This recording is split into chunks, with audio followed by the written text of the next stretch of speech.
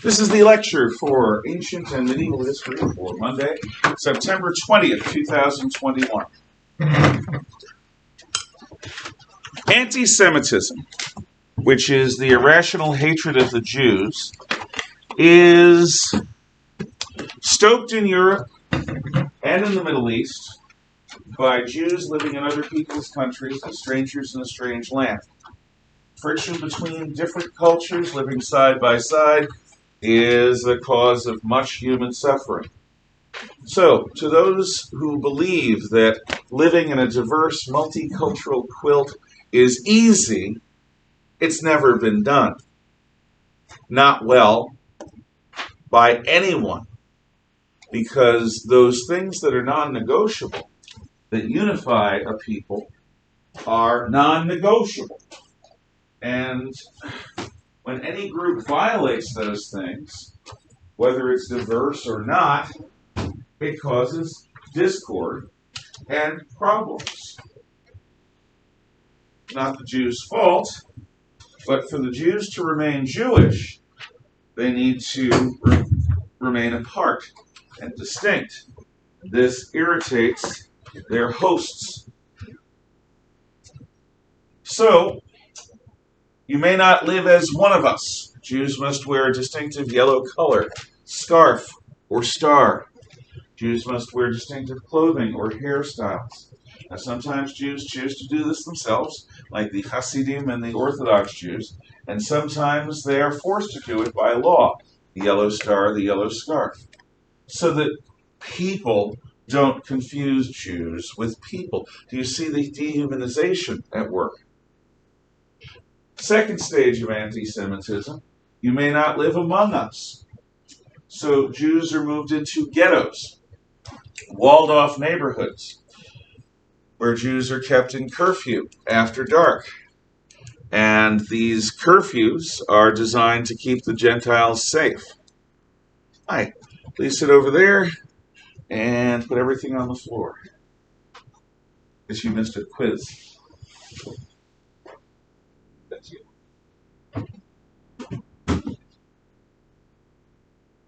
Thank you.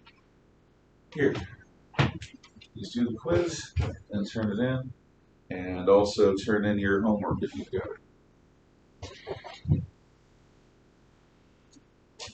So,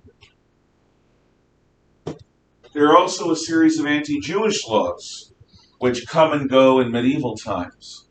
The ultimate anti-Jewish laws are based in some part on the American Jim Crow laws of the South, in terms of defining a Jew as 1/8 Jewish with a Jewish great-grandparent, or 1/4 Jewish in terms of a Jewish grandparent.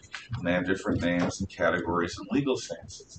This is from the National Socialist German Worker Party's Nuremberg laws of 1935, which stripped Jews of their citizenship and forced them to have less and less property and less to do with the daily life of other Germans, barring them from the professions and from certain areas and from many types of work, and forcing them to sell their assets at a ridiculously low rate, usually to well-connected Nazi leaders. Jewish men are guilty until proven innocent of rape if they're ever alone with a non-Jewish woman. And marriages between Jews and non-Jews are forbidden.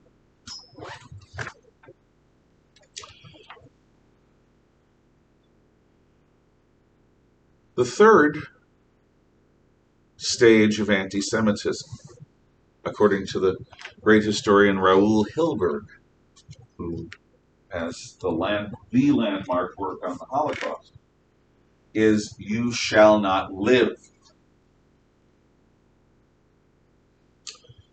In medieval times, and particularly in Russia, in the 16, 17, 18, and very early 1900s, "you shall not live" takes the form of a pogrom, P-O-G-R-O-M, vocab word.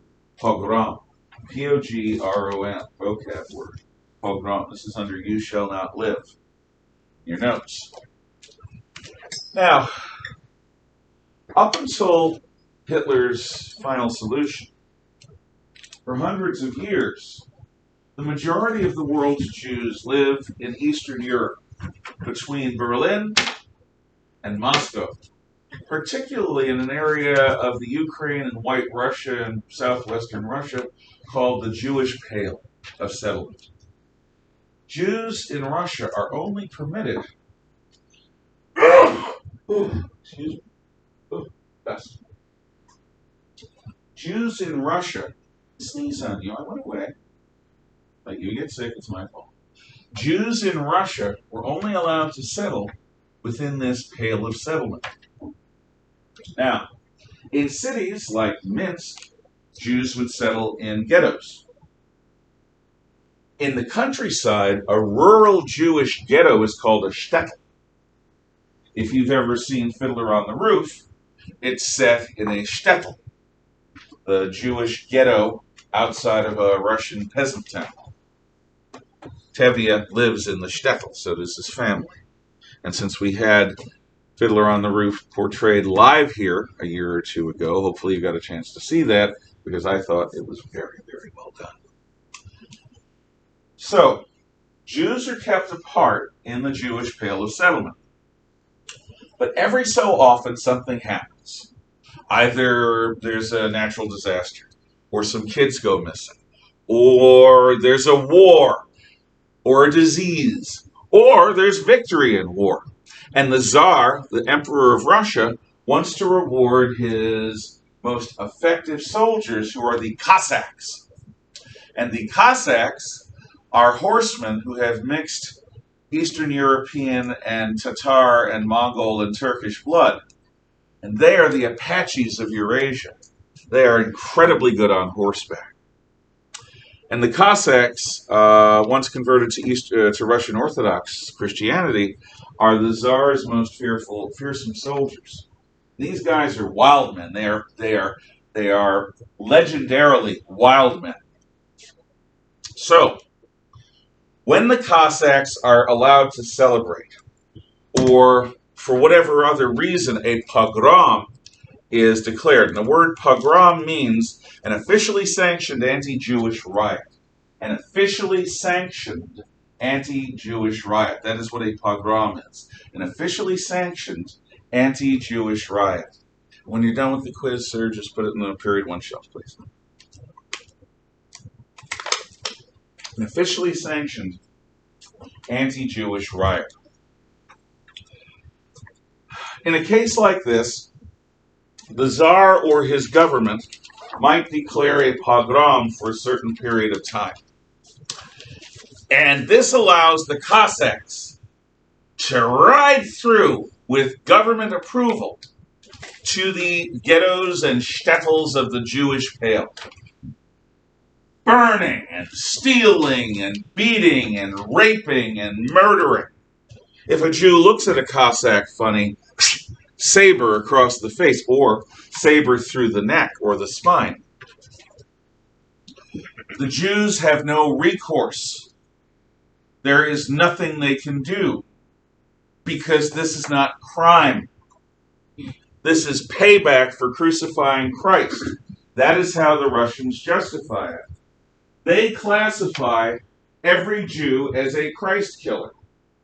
No matter how many generations removed they were from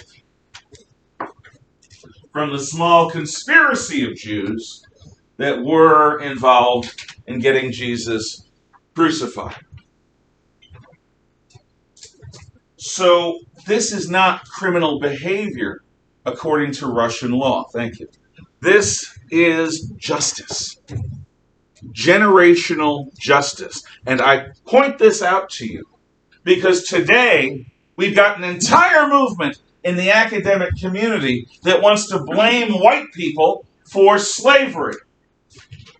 Well, unless you're talking about Arabs as white people, and the blacks who they hold in bondage in Saudi Arabia and elsewhere, or unless you're talking about the global problem of child sex slavery, which is awful, couldn't be anything else, I don't know of any American white people that have ever owned slaves, or have ever even known anyone who owned a slave. Nor have I ever known any black people in the United States who were slaves, or who ever knew anyone who was a slave. Because that happened before 1863, 4, or 5. That's a long time ago by human measure. During that bloody Civil War, President Lincoln, not a black man, proclaimed the Emancipation Proclamation, freeing the slaves in enemy territory. That was then extended to slaves everywhere in the Union before the end of the Civil War in 1865. From 1865 until the mid-1870s, the Union's Reconstruction government not only gave black people citizenship, but they made sure that they were allowed to vote, sending various black people to the U.S. Congress. But when Southern Democrats were given power over their states again, they established Jim Crow laws, which limited blacks' rights under the law, including the right to vote. However, in the 1950s and 60s, culminating in 1964, a year before I was born, the federal government passed the Civil Rights Law. Civil Rights Act of 1965 was signed, 1964 was signed into law by Democrat President Lyndon Johnson in the office of the Republican Senate leader Everett Dirksen. I'm 50, let's see, born in December 65. It's 2021, but not December yet, so I'm 55. That means 56 years ago, the federal government outlawed racism. If you're found guilty of practicing racism and hiring or selection for colleges or things like that, you get to go to jail. And the government's pretty darn effective at enforcing this. Also, since I was born, it has become obscene, like walking around naked or having sex in public obscene, that kind of obscene, like sleeping with relatives or eating human flesh obscene, to be openly racist in our society. So our society ended slavery, let's see, 150 plus years ago, in its bloodiest war, and it ended Jim Crow over 50 years ago with a series of civil rights acts which caused many of our cities to burn. And yet, there are still people who, for political gain, want to make racism, white supremacy, and systemic claims of systemic racism the center of their program, blaming people for the actions of their ancestors taken out of context in what was normal in the world of their ancestors. Is that right? Is it fair? Is it justice to blame you for something that your great-great-great-grandpappy might have done, which was normal in his day and legal in his day? Is it right? Is it good? Is it justice to blame you, your great-grandpappy, for not thinking like a person year 2021, but thinking like a person year 1860 or 1912? Is it right, good, or just to hold people accountable to standards of rectitude that they're ignorant of because they hadn't been invented yet? I don't think so. And perhaps you might want to consider that the next time some of our woke brothers and sisters decide to try to make you feel guilty if you happen to have Caucasian blood. Because black people kept slaves, American Indians did horrible things to other American Indians, and there is no such thing as a pure race. There is no such thing as a heritage without sin. That is a lie. As much of a lie as to say that women were the only ones that were oppressed by the patriarchy. No. Most men were oppressed by modern standards too. A lot of history is abused by people for political purposes. Be aware of it. The Jews were blamed by the anti-Semites of the world for the murder of Jesus Christ. Is that good, right, or just? If your answer is no, because most Jews never met Christ, most Jews of Jesus' time, even in Judea, had nothing to do with that conspiracy. To blame Jews that live hundreds of years later or thousands of years later is questionably righteous. So keep that in mind the next time someone tries to tell you that social justice means somehow that you have to pay for the sins of your ancestors, colonial settlers on native lands. It's pretty important to today's politics. That's why I bring it up. Now, if you have thoughts on this matter, this is me dialing it back and offering somebody else the floor if they wish to talk about anything that I have brought up. Yes. So, on the issue of blaming ancestors, I've heard from different sources. It's not really blaming the ancestors. It's blaming people trying to cover up the systemic racism. Well, okay, if you believe in systemic racism, which I don't. If we were systemically racist, blacks would never have been given their freedom. If the Union had won the Civil War and we were systemically racist, Lincoln's original plan to send them the hell back to Africa would have been done. But what happened was Lincoln was impressed by the performance of black troops in combat. And he said that those troops earned their race the right to stay and to be free Americans equal with the rest of us. If we were systemically racist, there would have been no civil rights movement. Because it wasn't merely blacks who were involved. If it was, it would have failed. Many people of all backgrounds, whites, Asiatics, Hispanics, got involved in the civil rights movement. Just as many men got involved in the women's rights movement. If there were systemic racism or sexism, that would not have happened. As to covering it up, I'm a conservative history teacher, which means I don't focus to the exclusion of all else on the sins that the current civil rights people say whites committed or somebody committed in the past. I don't view that as the definitive thing about America. There are many history teachers and historians and history professors that do. So far from covering up things in the past, these people have a personal and political interest in singling out racist events, looking at them through a modern lens, and bringing them to the fore. So I just don't see it. Maybe I'm wrong. But you asked, I gave you my answer. What do you think? You don't. In your definition, what do you think systemic racism is? I don't think it exists. I think systemic racism is as much of a conspiracy theory as the one that says we never went to the moon or that the earth is flat. Because what it fundamentally rests upon is an assumption that there's a group of people in cahoots with one another. That is not the way people are. People do not conspire the way any conspiracy theory says that they do. The Jews did not conspire to control history from behind the scenes. The Bavarian Illuminati did not conspire to turn the United States into their conspiratorial tool. Men have not conspired to keep women down.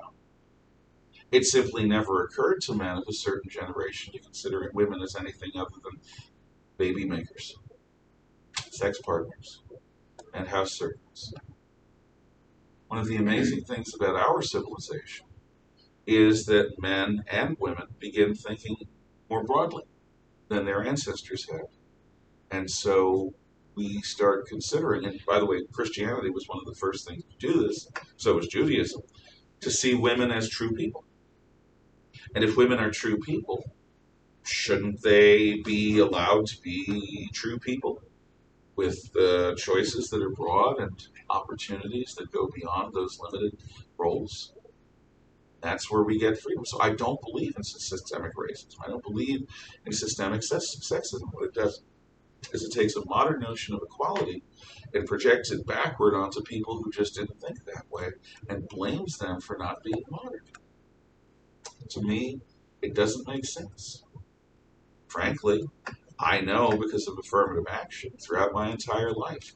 Somebody who has more melanin in their skin or different genitals than I have advantages, at least in federal hiring, because of this notion of developing a more diverse workplace. So in my generation, and I will call on you, people got into college more easily because they were minorities or women than their white or male equivalents. And the same thing is true for getting federal jobs.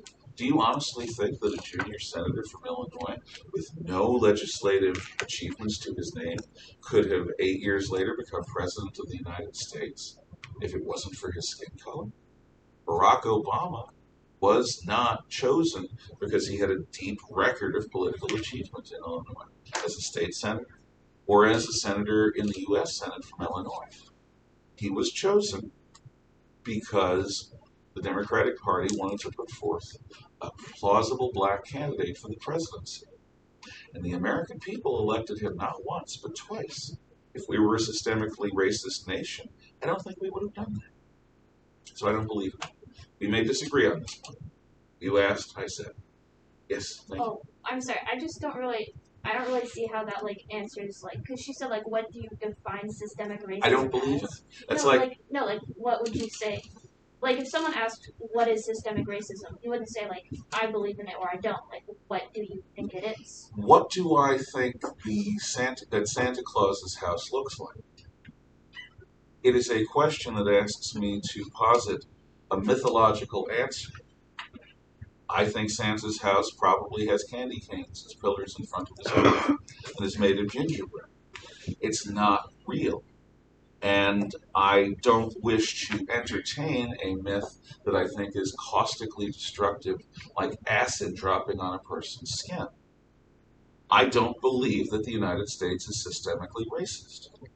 Why would I entertain a notion that I disagree with by imagining what it could be? Do you know what systemic? Okay, I'll give you an answer. Fair point. Systemic racism is the National Socialist German Workers' Party's program, which organized everyone by race in Nazi Germany. That's a program of systemic racism.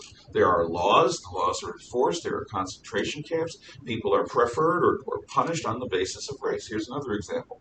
In South Africa from 1948 until 1991 or 2, they had the system of apartheid, which is Afrikaans, which is African Dutch, for apartness, where everyone is defined by their race. Are they Dutch? They get the most privileges. Are they English? They get most of the privileges, but not the most. Are they a mixture of Asian and white? They get the next. Are they a mix? Are they Asians?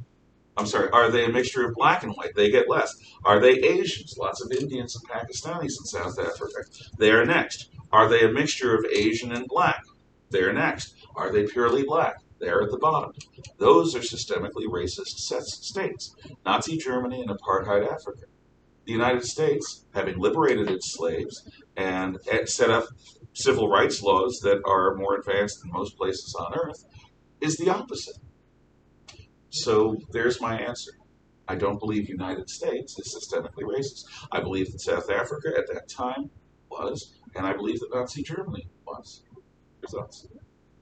Okay, that's just all I wanted to. Okay. If this is not annoying you, you're not thinking. It's supposed to. Because so many people in today's world talk about this stuff as if hereditary justice, blaming descendants, and asserting certain principles is just self-evidently true. I don't think it is. Yes? So I don't. I while it is, I think that we have like advanced as a society to a certain point. Like women and everyone have more rights than what would have been considered like 800 years ago. Mhm. Having said that, though, Actually, than 100 years ago. than 100 years ago.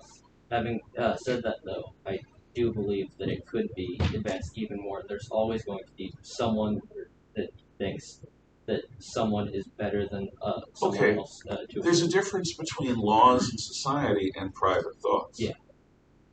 I hope, before you think that scrubbing people's minds of any racism inside their minds, hearts, or souls, I hope that you think twice before you just accept that as a good definition for progress.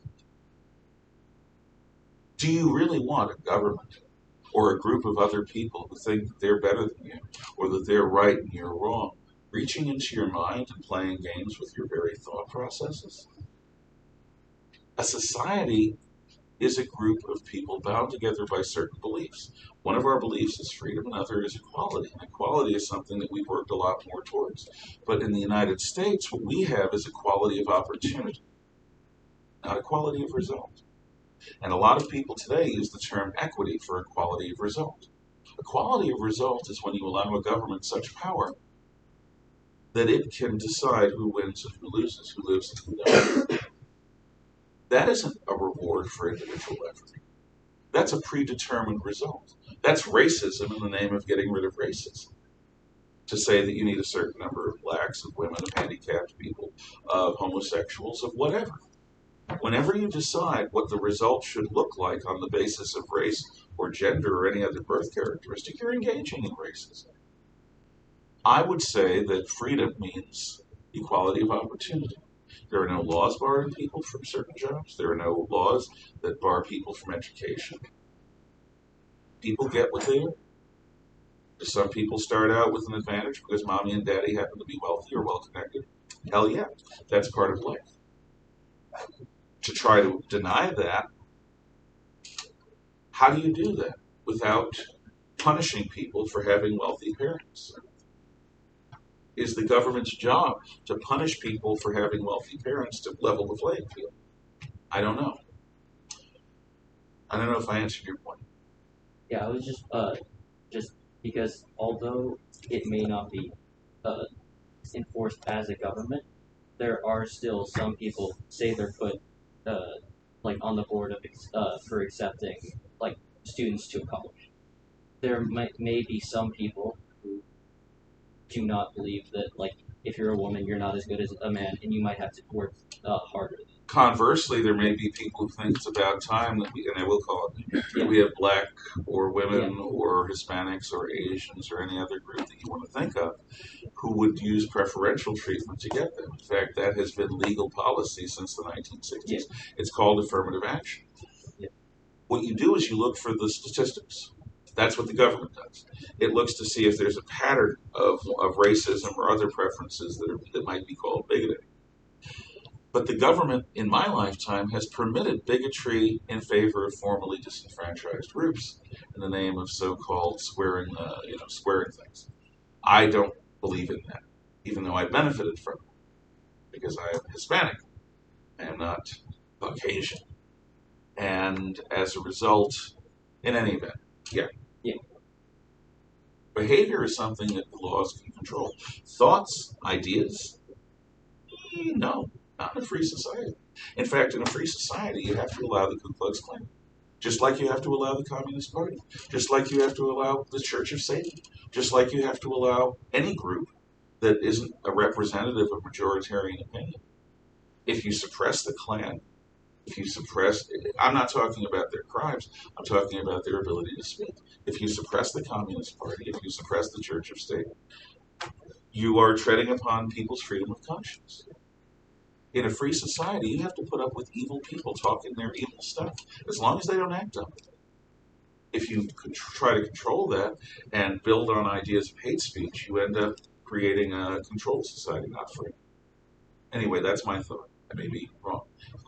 So a lot of people are like so obsessed with everything being fair and equal, and that's just not the way that the world works. The world is not fair. You know, I wish that I would be 7 foot tall and I could play basketball, but it's not going to happen. You know, I know a guy who's almost 7 feet tall who can't play basketball. Yeah, You know how sad that is? and like if you're more attractive, people even subconsciously will treat you better. And there's nothing you can do about it. It's just the way that the world and society work, and it's not really something that we can change through without a massive shift in the way that we think. If we all became gray-colored clones that looked alike, even then we wouldn't be equal. Right. Because people would have more connections. You know, if you want to go into some sort of field that would be high paying and your parents know someone who works in that field, it would be a lot easier for you to get a job there.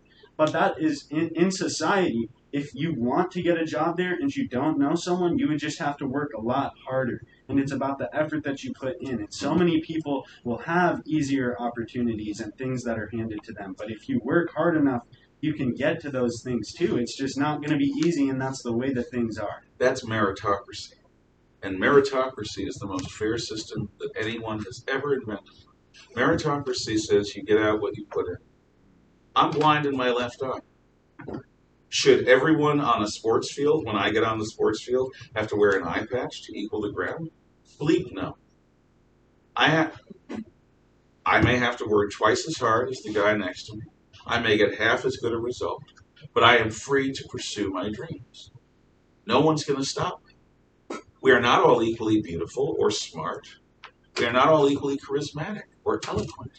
Some of us are stupid, ugly, foolish, and smell bad. Some of us are lazy. There is no equality of result that makes life fair that doesn't punish those people who work harder than the people next to them. So our society has not until now anyway engaged in equality of result stuff. And when you start talking equity, you're talking equality of result. Anyway, we happen to agree, which isn't necessarily true of other people. You were next, and then you, and then we may move on. What's the other? Okay, I just want to say that, like, earlier you were talking about how, like, you know, because George said the thing about the people and thinking and stuff, and you said that, like, you know, like, that's society and this is political stuff, you know, it's like the government. But you can't just say, like, that's society and this is the government because they are intertwined. Like, the government is made of people who live in the society. Yes. So, it's affected by how they think and their influences, like, from the society. And then when you have a society that's, like, birthed from a bunch of, like, white supremacy and, like, That's slavery not what and our stuff. society was birthed on. Well, That's you know, a distorted view of history with respect. Right. There's Plymouth Rock as well as Roanoke and Virginia. In other words, there's an entire part of America that has nothing to do with slavery. Nothing. New England is where I come from. Go on. Right, sorry, yeah. But, you know, like, just, like, a lot of slavery and racism and things like that happened in our country's past. Mm-hmm. So that's what I'm trying to say. So, like, then that influences how people think today and stuff. So there are racist people and there are sexist people and all those other isms and things like that. Mm-hmm. And then that influences how they think. And then they get into, like, the government and, like, law enforcement and stuff. Mm-hmm. And then they influence how that works and how the system works. But the civil rights law prevents them from influencing it to a measurable point. If they influence it to a measurable point, they're guilty of violating that law, and they will be punished for it. It's one thing to think something. It's another thing to act on it. First of all, white people are not the exclusive people of racism. I grew up in an area that was mostly black and Puerto Rican. I can tell you there are a lot of black people who hate whitey, and there are a lot of Puerto Rican people who hate the Anglos. I also know that there are plenty of feminists who are man-hating and who really don't see society in any kind of recognizably traditional way. They want a society without hairy, scary men. This is not any different from white supremacy or anything else. In other words, hatred, bigotry, tribalism is a human quality. It transcends us. What makes the United States special isn't that we have a background in slavery, because everyone, and I mean everyone on earth, used slaves before we had factories. Everyone, and I mean everyone on earth, treated women like baby factory sex objects and house servants. What changed is that in our Western Christian civilization, we developed notions that people other than strong upper-class men should be people. That is our background. Our background is not one of unique slavery. Our background is uniquely liberating. Liberals, progressives, are uniquely Western. You don't see liberals and progressives in Eastern societies or Southern societies. To look at us and say, are we perfect? Absolutely not. But to see in us a uniquely racist, sexist, homophobic society is to look at us in comparison to a utopia, not in comparison to every other civilization or culture that's ever been. As cultures go, we're pretty darn good. I'm sorry. I'm engaging in more argument than I should. I just want you to think about it. That's all. I don't want you to agree with me. I want you to consider the possibility that maybe today we're doing things that are morally questionable, like blaming people for what their ancestors may have done. That was my original point. Do you want last word? Because I did get argued. Oh, Then I'll go. And, no, I'm good. you change your mind. That's fine. Going back to the said that Black and Hispanic, like against white people. I saw this thing on social media said that Black people can't exist and Asian people can't exist. Yeah, which is nonsense. That's a racist statement. What do you have? If you have so much melanin, you're not going to be a certain kind of evil. Come on. Yeah, and I'm sorry. That's too Biden. Go on. and it was saying like trying to like back up the fact that it's racism is just an oppressed group, which I understand to a certain point, but Black people and people can hate other races just for their race. What's happening there in that website is a political definition. Racism is hating people because of their race. Oppression is the oppression of an oppressed group. Yes. So I was going to say, in the reading chapter survey, it Yeah. also brought up the patriarchy and the rough establishment of it. Yeah. And that's because they did it according to their skills, so it kind of expanded on it from there into more repressive and then kind of oppressive. Well, it goes even further back. We're going to study the origins of civilization with hunter-gatherers, and men and women each had different jobs. Now, there is a truth here. Female bodies are designed to produce children. Male bodies are designed for combat. While there are some women that can certainly rip my arms off like a Wookiee, the truth remains that most women are, in comparison to men, small and weak. And that does play out in society as well. Luckily, our society doesn't rest on physical strength entirely.